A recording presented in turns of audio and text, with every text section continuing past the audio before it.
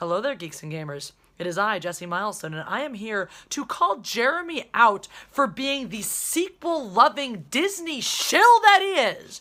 Because I'm sorry, I watched his little, I admit it, The Force Awakens wasn't a great movie, and I was not buying it, and I was not impressed. Because clearly the man is just bandwagoning on like he did ever since he realized that it would be more profitable to hate The Last Jedi than like The Last Jedi. He's just bandwagoning on now, being like, I guess I should, disavow The Force Awakens since everyone's pretty much like Disney Star Wars is garbage. I guess I have to go back since I haven't watched it since then. I don't really remember if it was good or not, because I'm from Alabama. So I just assumed that it was probably bad because people told me it was. So la la la, give the people what they want. I'm a shill for my fans. So I'm just gonna tell you what you want to hear, which is I disavow The Force Awakens, and yet still in his disavowal of it, defends it in his own little ways. His little, people say it's just the reboot of the New Hope, and I don't really agree with that. Like, F you, you're wrong.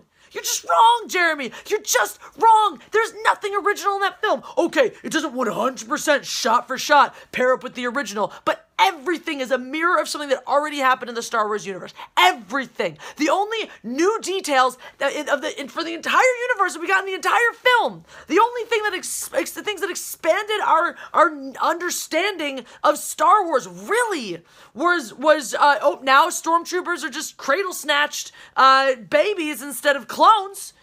Which really is only a move they did. There was no purpose for that. It was just to justify having a black stormtrooper so they could virtue signal. I'm surprised you didn't notice that yourself, Jeremy, since you're so clever, since you're so smart. And then, okay, we have these minor additions. We have visions now attached to an object. And then I guess we also had some intensification of what you can do with the Force. How you can break into people's minds with the Force. Wow, what originality, what newness. Everything. You can go through this movie and see how it pairs up beat for beat with the originals, yes, with some minor changes. So we combine the assault on the Starkiller base that ultimately destroys it with the same escape effort mounted by that was mounted in the original. You throw the escape effort and the destruction, you roll that into one. You have a couple of moments. You throw the cantina scene a little later, so it's pairing up with when we get to the Rebel base, which again is happening a little bit earlier in this film because in the originals they had to go through the whole getting captured by getting away from the Death Star first. So you've jumbled the timeline a little bit, but everything, beat for beat, moment for moment, happened just to visually recall elements of the originals. With the one exception being that all the cool stuff every other character did is just done by Rey instead. So you have Rey and Finn meeting up, so that's kind of like, your Luke character meeting up with your Han character, which should be. Turns out Finn is your nothing character. Poe is actually your Han character, off doing nothing. Also, because Rey has to do all the cool stuff, so she's got to do all the beating people up stuff in that scene.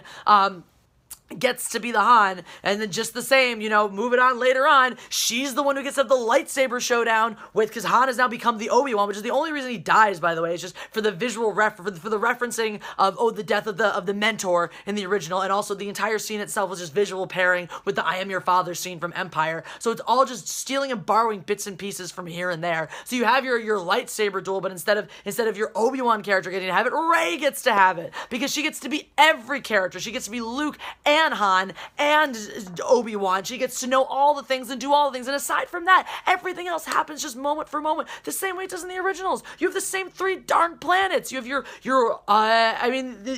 didn't get the ice planet until the second movie, sure. So we just had the Starkiller base and Hoth have a baby, or the Death Star and Hoth have a baby to make us the Starkiller base for this one. It's all identical, Jeremy. There's nothing original. And if you look at The Last Jedi as well, there's nothing original in that movie too. It was so different. It was so unique. It was so special. No, it wasn't. And that's the thing. That's why The Force Awakens, you can't sit here and be like, well, The Force Awakens being good was contingent on The Last Jedi being good. No, that means The Force Awakens wasn't good. If you needed an entire another movie to justify everything you did, then it's not a good movie. The universe was wide open. All they had to do was make it better than the prequels. And they elected to make just the same thing we had seen over and over again. And this is the thing that I don't know if you considered, Jeremy. The real travesty here is that because it's so similar to A New Hope, that there are children who are going to watch The Force Awakens first, go back and watch A New Hope, and go, oh, this is just a less cool version of The Force Awakens. So chew on that. Think about what that means, right? Understand that when you try to sit there and say like, oh, I didn't think it was that bad when I first saw it. Or like, maybe it's not that bad. Maybe it's only bad because of The Last Jedi. It's not. It is a boring, redundant reboot. And as we all know, reboots are just less good versions of the original. That's all it is, Jeremy. And I'm sorry, I don't mean to, have my hipster moment here. You're looking at an OG Disney Star Wars hater. OG sequel hater. And I have proof because on my channel on April 11th of 2017, at a time when I had just started getting into the YouTube game, was not doing that in consistency, and had maybe 30 subscribers, if that, I did a meant to offend video saying that The Force Awakens was worse than the prequels. And you can go see that video. It's still up there. You can hear all my points. If this didn't elucidate it for you clearly enough, you can hear all my points right there. Because yes, back then, 4 months after the release of The Force Awakens, I was still furious about that movie. So I didn't just start this whole, months of rage against Star Wars with The Last Jedi. I've been raging about the sequels since 2016, mother... So don't sit there with your I'm the Lord and Master of crapping on Disney's Star Wars, because it took me three times watching The Last Jedi to realize it was bad. I left The Force Awakens in a blinding rage. I didn't have any rage left by The Last Jedi. Until later on. I walked into that theater just dead inside. Just empty. An empty effing shell of my former self. So don't sit there and be all like, I'm somehow now more virtuous because I've disavowed The Force Awakens. You didn't do good enough. All right? This is not a world where we forgive. By the way, I don't know if you remember that's a world that we live in. We don't forgive people for changing. That's not what we do anymore. We hold people accountable for their sins until they die. So you made that mistake, so now you're accountable for it forever because we don't accept change in this universe. But it's also just not enough. It's not enough for me, Jeremy. It will never be enough unless you go back in time, watch The Force Awakens for the first time, and go, nope, this movie stinks.